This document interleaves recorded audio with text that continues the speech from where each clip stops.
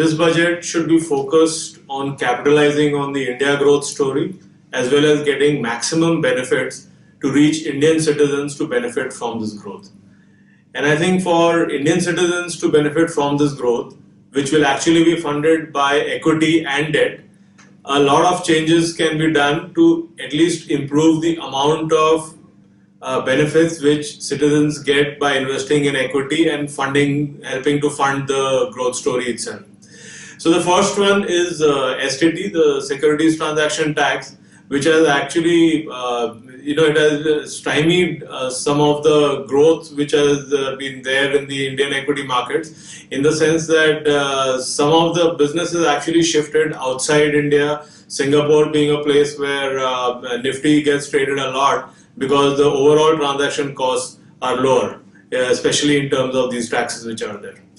Then the tax slabs and the deductions, and while we would want the tax slabs themselves to be rationalized, but the deductions and the tax slabs themselves should automatically be linked, should be inflation indexed, so that those changes happen on their own. So for example, medical, your deductions are 15,000 rupees a year and it has been there for an extremely long time. So the idea is that there is more real income in the hands of the investor, a part of which will go into the equity markets. The third is the fundamental issue of getting more players into the equity investment. So which is that you would want a lot of retail participation in this, which has not been coming. And while the Rajiv Gandhi Equity Savings Scheme, the RGSS, was a step in that direction a few years ago, and some changes were made last year, clearly it has not worked, and a lot more needs to be done in that direction to encourage not only first-time equity investors into the Indian equity market, but also a lot of the investors who actually came in and they have left the equity markets, they also need to be brought back. And finally, one thing which should not be done in this is also there has been talk about capital gains, where currently if you are holding, for example, equity shares for after 1 year, they become tax-free. And now there has been some talk about making it up to 3 years, and which I think will be a hugely retrograde step for the industry, and it will wash away some of the good gains which we've made over the last several years in equities.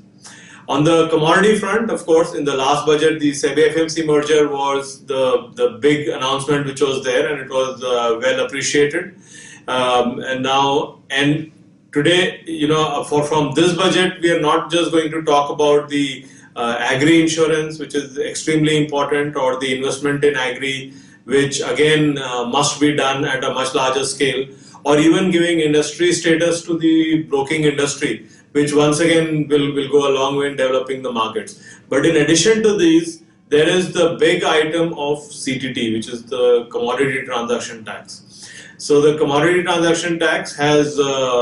since the time it was introduced about 2.5 years ago, it has actually only helped in getting the volumes down by 60% from that time.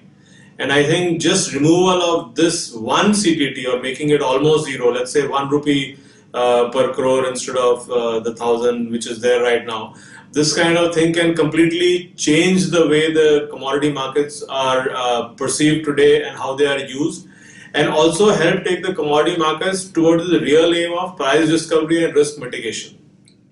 So the second item in that line would of course be allowing more participants, which now that the SEBI FMC merger is through, SEBI is authorized to do that, and it can perhaps be announced in the budget. So participants, new participants, we are talking about mutual funds, banks, we are talking about institutions including FIIs, which can probably be allowed progressively into the markets. But for all these participants to come in, you will also need new products. And new products include options and indices, extremely important for the growth of the commodity markets. And finally, I think just as was done with currency earlier on in the budget, we also need to make commodity hedging